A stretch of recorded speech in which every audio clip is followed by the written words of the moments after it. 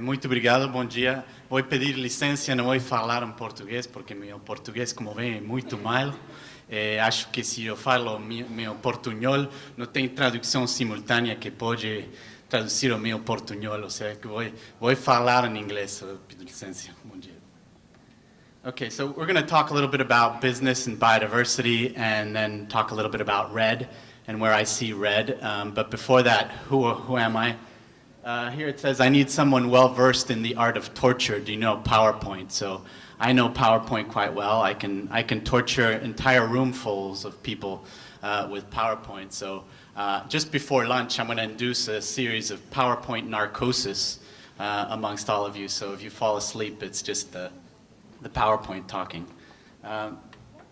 In truth, I am a founder and partner of a group called EKO Asset Management Partners, and think of us as a boutique investment firm, a boutique investment bank, sort of like an environmental Goldman Sachs. And our mission, we started it about 2 years ago. We're much smaller than Goldman Sachs, by the way, tiny.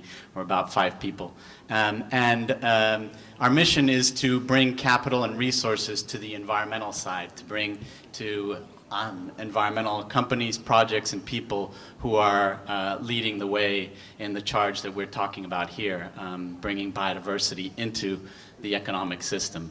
So I want to talk to you a little bit about why we created it and why I think this is important and why I think some of the conversations you've been having here are so important, and then transition a little bit to talk about where red is going. So what we have is we do 2 things. We have a fund to invest in carbon projects. We've raised between $5 and $10 million to invest in carbon projects, mostly in the United States, although we're likely to be investing outside the United States, and we are looking at investments in Brazil and elsewhere on the carbon front. But our goal for this particular fund is really to access the California carbon market, and I can tell you a little bit more about the California carbon market and where that's at. But just to say that I wasn't always a banker. I came from the conservation side, and I came at a beautiful time in banking where this is the perception of bankers and brokers. It says, my broker jumped out of a window, but that's small consolation. With the crash, the economic crash, people don't look at bankers and brokers quite the same way as they used to. Maybe they never looked at them quite well, but never mind. So why do I think this is important? And I think that part of the problem we face, and we've talked earlier, and Malu and others talked about the need to provide incentives for biodiversity in the economic system. And I think one of the fundamental problems we face is that the services that nature provides, whether it's clean air, clean water, etc., they aren't being incorporated into the economic system. And they aren't because, frankly, our economic system was created hundreds of years ago when the situation was very different. Right? When what was scarce was capital and labor, not natural resources. And in fact, I think what we need to do is transition to, call it economic system 2.0 or capitalism 5.0. I don't know what number we're at, but we need to come to a newer number because now natural resources are scarce. They are the scarce factor, and we need an economic system that is able to take that into account. And how do we get there? I think by putting a price signal on the things we don't want, and a positive price signal on the things we do want. And that's not happening because it's not being reflected in the price. And the way I think about it is, imagine what would happen if electricity were free. If electricity were free, we'd use too much of it. We already do, even if it costs money. And not only that, there wouldn't be any money to invest in the infrastructure, in the generators, in the cables, in the wires, and the people to fix the wires that give us that electricity. And pretty soon, the lights would come off. And that's what's happening with nature. We have an entire system, a huge utility that is the natural utility that Tom Lovejoy talked about earlier, that has given us our atmosphere, for crying out loud. I mean, that was built by biological systems. And we're not paying for any of the services. They're not showing up on anybody's balance sheet. And since they don't show up on anybody's balance sheet, we use too much of them. And we don't have the money to invest in the infrastructure that delivers those services. And until that changes, I think you're not going to see businesses take biodiversity into account the way they probably should. So this is a photo of the Earth at night, around midnight. And you can see, a composite across the world. And you can see the lights everywhere. So we're already using too much electricity. And then what really scares me is this photo. And it's about the anthropogenic planet, right? The white lines are airline routes. You know, with the more airline routes, the whiter the lines. The green lines are roads, and the blue lines are the ships moving across the ocean. You can see that you know, we've kind of become this spider, creating this wonderful and terrifying spider web across our planet. And you can have a close-up of the area in the North Atlantic. You know, we are using resources to such an extent, and we're having such an impact on the biosphere that we are ruining a lot of that infrastructure. You know, we're kind of selling for parts the generators that give us the clean air, clean water, the pollination, and all of the services that we need. We're taking them apart, we're dismantling it, and we're selling it for parts. And we're covering the planet in a way that I think needs reflection.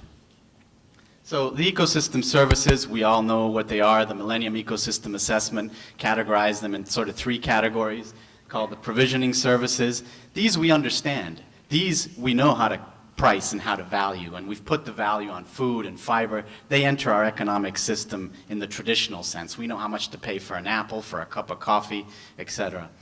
Cultural services, probably less. We don't value those quite as much, and we probably should. You know, the wonder of being in nature, or the beauty that nature provides, or the spiritual and aesthetic values of nature. The ones that interest me the most in many ways are these, the regulating services. They underlie everything else, right? Climate regulation, soil regulation, all of these services we haven't really been able to price in our economic system in any consistent way. And until we do, I think we're going to face that problem that we're going to be losing those services. Why? Because they're not valued. They're not showing up on anybody's balance sheet. And if you want to make a living and make money, well, you're not going to build any of these or restore any of these or protect any of these because they don't have a value. So, you know, this is a story that WWF did a study many years ago of a coffee farm in Costa Rica and trying to understand what the value was of the pollination of a forest near that coffee farm. And they found by, you know, saying how much a coffee plant was pollinated and where those pollinators were coming from and what was pollinating, they found that the pollination services for that coffee farm were worth about $62,000 a year, 7% of income of that coffee farm.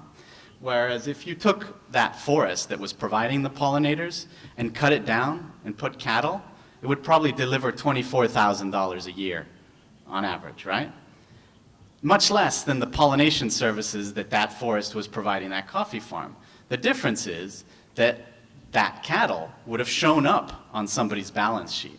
Somebody would have made that $24,000. That $62,000 wasn't showing up as pollination services on the coffee farm's balance sheets. So they weren't paying attention to it. And if the forest was cut, you know, they would learn later, as you know, we heard earlier yesterday about the acai story. It's the same story. You destroy the pollination, you only find out about it afterwards because it's not showing up anywhere, right? So I think you can't really see the red line down there that shows loss, but this is kind of the way people view biodiversity now in business, right? You see, you have a business, you have profit, you have loss. Biodiversity might either give you a profit if you use it properly, or provide a loss in the terms of risk if you use it badly and you get into problems with the government or regulation or NGOs. So, you know, it's a kind of an external component that businesses look at. And I think that's part of the problem. The problem is we got to look at it in a much more holistic way, right? And say all businesses operate within this broader framework of nature and biodiversity, right? And it's providing inputs and our outputs are going back into that system. And it should be a cycle, and it's well designed, it's a cycle. That's the way nature works. It creates cycles that, you know, somebody else's waste is somebody else's inputs for energy or for something else. But that's not the way we work, and that's part of the problem. And we need to understand that it is within that natural system, we have the societal system and the governmental systems that operate and that try to regulate things, right? And, you know, there is such a thing as license to operate. Businesses have a license to operate from society, and if they don't operate properly, you know, we have all kinds of businesses that we quote unquote don't allow to operate in the traditional system because we don't believe they should operate, whether it's drugs or arms dealings or whatever, they go underground, right? And I think that understanding how businesses fit into the scheme and the role that biodiversity plays that is much bigger than that, just, you know, something to consider after the fact. You know, you're doing your business and you consider it after the fact. That's not the way it's going to have to work in the future. If we're going to build this economic system 2.0, right? It's like right now we're working on Windows 95. Our operating system for our economic system is like it's Windows 95 and we're in the world of the internet. And we're constantly getting these blue screens of death saying, you know, system error. And we're wondering, why do we have a system error? And the problem is we have an operating system that was built not 10 years ago, but hundreds of years ago. That's when our operating system, and you imagine what the time was like. That was a time when people would go to the North Atlantic, you know, off of Boston, Massachusetts, and Maine in the United States, and they would go out on a boat and take a bucket and throw the bucket over the side and pull up cod, you know, pull up fish. And they would think, there's no way we humans would ever impact that many cod, or the buffalo of the Midwest. You know, millions and millions of buffalo. You could shoot all day and never even make a dent in those herds, right? Well, we have made a dent in both those herds, in the herds of buffalo and in the stocks of fish. And our economic system was built at that time when, you know, nature, natural resources, they're never going to become scarce. They're the problem. We got to get rid of that wetland or that swamp and those tigers that are bothering us, right? And I think we need a very different economic system now. So how do we get there? I think we need a new paradigm that goes deeper into the whole risk reward. And I keep thinking, working on Wall Street, you realize that Wall Street is just like humans, right? They're governed by two emotions, okay, maybe three emotions. Basic emotions, right? There's greed, there's fear, and the third one we won't even talk about because it's not, you know, not for polite company. But the first two are the important ones. And the greed, this is the reward. And the fear, this is the risk. And when you look at any investment, that's what you're looking at. You're looking at, okay, what's the risk? What's the potential reward? Higher the risk, higher the reward I need, right? So where's the risk on the biodiversity side? Well, the risk, I think, is that it's not just government coming in and saying you can't do business because you're damaging a natural resource. It's the fact that the natural resource provides all of the inputs and all of the services that make your business possible. That's a major risk, and not one that a lot of companies are taking into consideration. You know, it's growing. People are starting to see, and you have Coca-Cola having a water initiative that's looking at the water that goes into its products, realizing that the majority of what it sells is water, really, frankly, sugar water.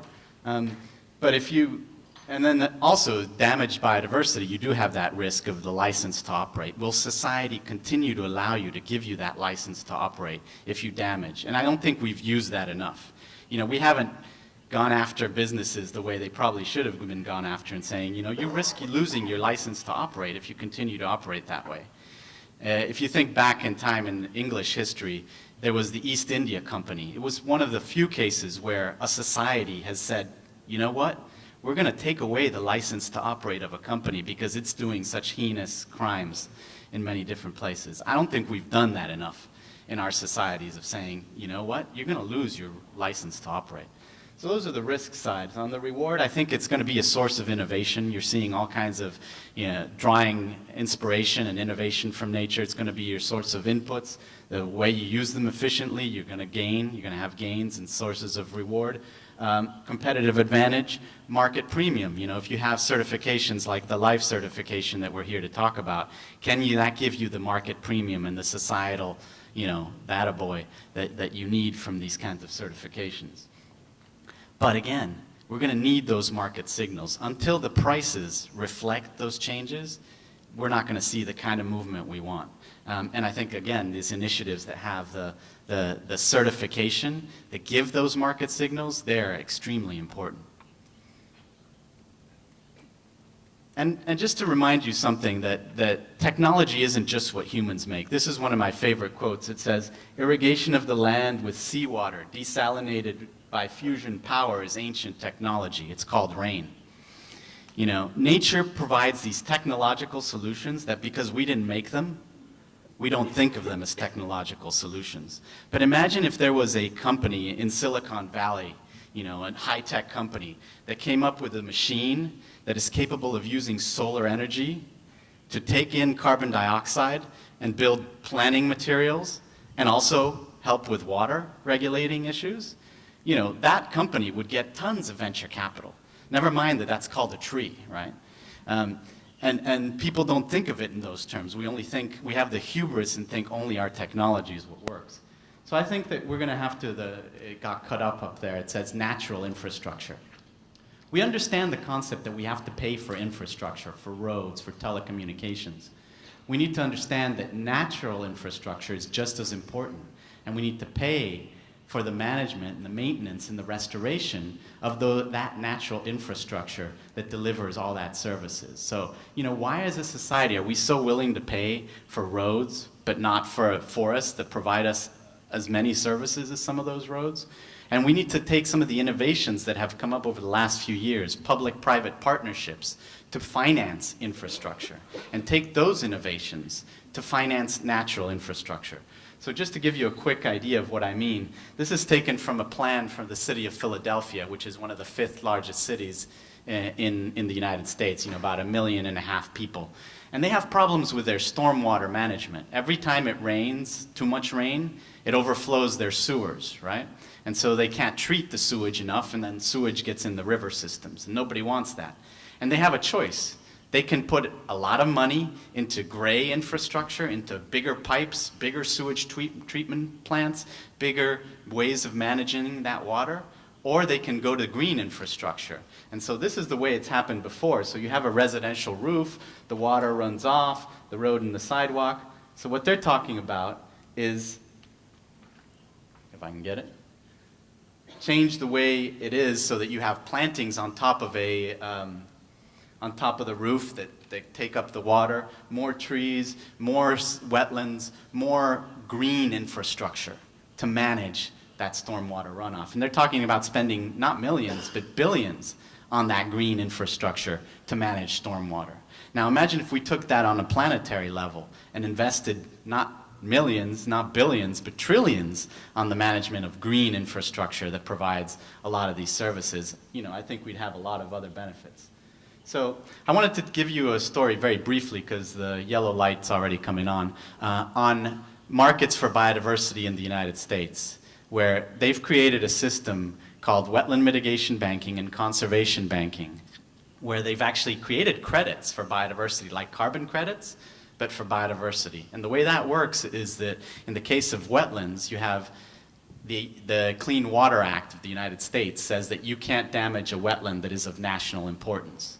And if you want to damage it, you need a permit from the U.S. Army Corps of Engineers. Don't ask me why it's the U.S. Army Corps of Engineers. That's a historical issue that I can get into later. But in order to give you that permit, they have to show that, yes, you need to do that change and damage that wetland. And if you do, can you minimize the damage? And the third, can you offset that damage by protecting, enhancing, or restoring a wetland of similar functions and values in that same watershed? And this has led to people who are going out there and essentially restoring wetlands, getting credit from the Army Corps of Engineers to sell to somebody who's going to damage a wetland somewhere else. And this is a market worth about $3 billion a year, every year, in credits for biodiversity. Now, you guys have a system somewhat similar in terms of natural reserves on land that are now, you know, I'm not fully following your forest code discussions, but they sound important and scary, to be honest. You know, there is ways that you can create markets for biodiversity, and that has been done in the U.S. And there's markets not just for wetlands, but for species. There are now species bankers that create habitat for species because somebody else is damaging the habitat for species. And for every acre you damage, you have to protect, enhance, or restore not 1, but 2, 3, or 4 acres of that habitat. So there are multi-million-dollar companies that all they do is create species habitat. And this is one of them, Wildlands. There was a guy who had a duck hunting club and had his duck hunting club taken over by the government and said, you know, I'm going to screw the government back. I'm going to buy the neighbor's duck hunting club and charge the government to build their road. for wetland mitigation. And he created a multi-million-dollar business out of that, where all he does is build wetlands and build habitat for species. So it can happen. But, you came here to talk about RED, and I know I've gone on a little too long on these philosophical concepts. My wife is French, and she, every time she sees something happening, she says, yeah, that works in practice, but it doesn't make a very nice theory. So we tend to like to stick to the theoretical side of things. So it says, my lawyer finally got me on the endangered species list, and that in the US is now worth something with these credits for biodiversity. So carbon. People always say, what is carbon worth? And I say that there isn't one carbon market, there's several carbon markets. And this is important to understand because all of these carbon markets have different approaches to RED and different prices for a ton of RED credits, right? The biggest is the EU emissions trading scheme, which doesn't directly transact RED. Not yet. The hope is that they will. And they are the motor behind the clean development mechanism of the United Nations because they've allowed credits from the clean development mechanism to enter into the EU emissions trading system. And that's a standard cap and trade, right? They say to one company, you get 20 units of, you're allocated 20 units of emission, you're allocated 10. If you use more than your 20, you got to find somebody else that's using less and buy allowances from them. In addition, we'll let you buy CDM credits to meet your obligations. So it's $106 billion a year market. It's a huge market. And it drives the $17 billion that's transacted every year in CDM. But aside from that, there are voluntary markets, and this is where RED is trading right now. I mean, the hope is that eventually RED credits will trade in the regulated markets, but right now they're only trading in the voluntary markets. You can see the size of those, 414 million. Surprises a lot of people that they're that big, frankly, but they are. They transact 400 million every year. And not only that, they're creating markets in the US. But the most important one is the one in California. California has created a market for credits through a law called AB 32. AB 32 requires that California reduce its emissions, and they're going to allow market trading mechanisms in. They haven't allowed RED in yet, but they're studying it through a group called the Governor's Climate and Forest Task Force, of which some states in Brazil are partners, Acre being one of them, and several others. But they've said they're going to pilot some RED projects in the state of Acre. So there is some work being done there, but the politics in California are pretty tricky. The Sierra Club in California, to say the least, in politics in California are very, very tricky, but the Sierra Club has put out a letter to the governor saying, we don't like cap and trade because we think it allows people to pollute too much. And if you do cap and trade, we're not crazy about forests coming in because you're going to allow, people to clear cut forests. And if you do allow forests, we are not crazy about forests from outside of California and the United States. And if you do allow forests from outside of California and the United States, we're even less crazy about forests from anywhere else in the world, right? So there's going to be a really tricky political issue in California to get over this hump of people being worried about, masses of credits coming from Brazil or Indonesia or elsewhere. It probably won't happen before 2015, certainly won't happen before 2015. It might not even happen before 2016, 2017 in California. So for people who say RED to the California market, I say yes, but. Because there will be pressure from the big emitters, the big utilities in California who want prices to come down of credits. They'll say, we need credits from Brazil and Indonesia because we need the prices to come down. But there's going to be pressures from environmental groups and others who will do lawsuits, et cetera, saying we don't want credits from outside California or outside the US. So there's going to be a tension there. It's not going to be easy.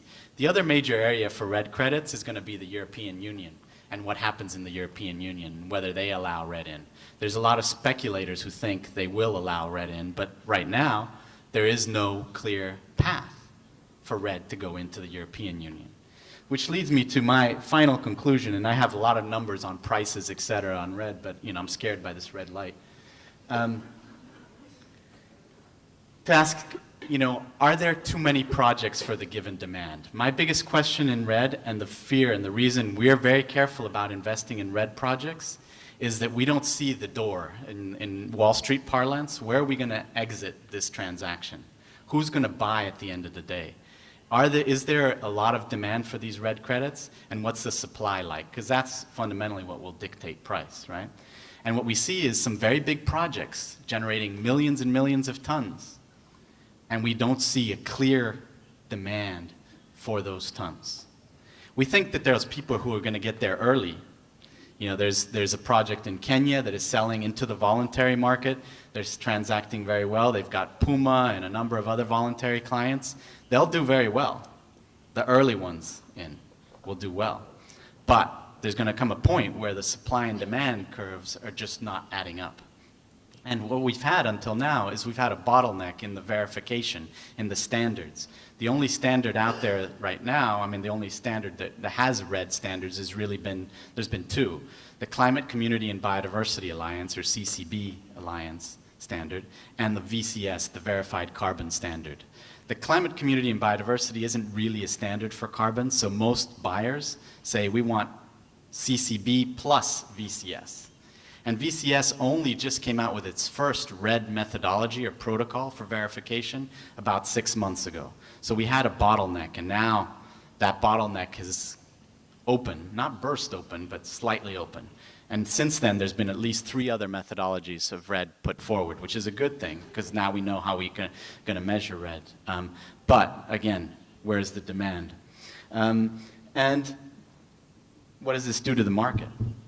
And then what about this concept of nested red? From the private sector, this is one that scares us a little bit. Why? Because what it says is that there's leakage in any red project. If you stop deforestation here, it can go over there, right? How do we account for that? Well, we make a bigger picture. And we say the credits go not to the project, they go to the state, and not to the state, they go to the country. And then the country gives it to the state, and the state gives it to the project. Problem is, if you do a project, and you do everything you said you were going to do in that project, and you stop deforestation, but the state doesn't do everything they said they were going to do, and doesn't stop deforestation, the state doesn't get credit, which means your project doesn't get credit. Now you can imagine, from a private investor's point of view, this is like, so I can do everything right, manage all the risks that I have in my portfolio, and I still might not get credit? You know, if you want private sector money, you're going to have to find a way around that problem. And I know that in Brazil, there's a lot of questions about how red will be taken into consideration, how nested red will be dealt with. I think it can be dealt with, but you're going to have to pay attention to that. And I think this is going to turn on fire right now, so I'll skip all these things and just leave you with a few thoughts, right? This concept of the value that nature provides in the ecosystem services is not really that new. It's about the paradox of scarcity. Galileo Galilei, writing hundreds of years ago, wrote this. He said, "What greater stupidity can be imagined in calling jewels, silver, and gold precious, and earth and soil base? Anyone who does that ought to remember that if there was as much scarcity of one as of the other, there wouldn't be a prince or a king in Europe who would hesitate to spend a cartload full of rubies for enough soil to grow a jasmine plant or to plant an orange tree and see its fine fruit and its flowers and all the rest of it," right? He understood the paradox of scarcity. And I think we're going to have to move to an economic system, you know, way beyond this Windows 95 that we're operating on right now, to an economic system that takes that value into account and that understands that scarcity. And initiatives like LIFE, where you have that certification, are initiatives to bring that price into the economic system. Markets, like the market in the United States, are initiatives to bring that price in. RED is at its heart an initiative to bring that price into the economic system. And until we do those changes, we're not going to see the change. But of course, there's a famous US philosopher called Yogi Berra who said, in theory, there is no difference between theory and practice, but in practice there is. So it's going to be a lot more difficult than we imagine, and we're seeing it. And we're seeing the birthing pains in RED and in other things. But I'm glad that there's people like you guys out here who are thinking of ways to incorporate that value into the economic system. So I'll leave it at that, and thank you very much.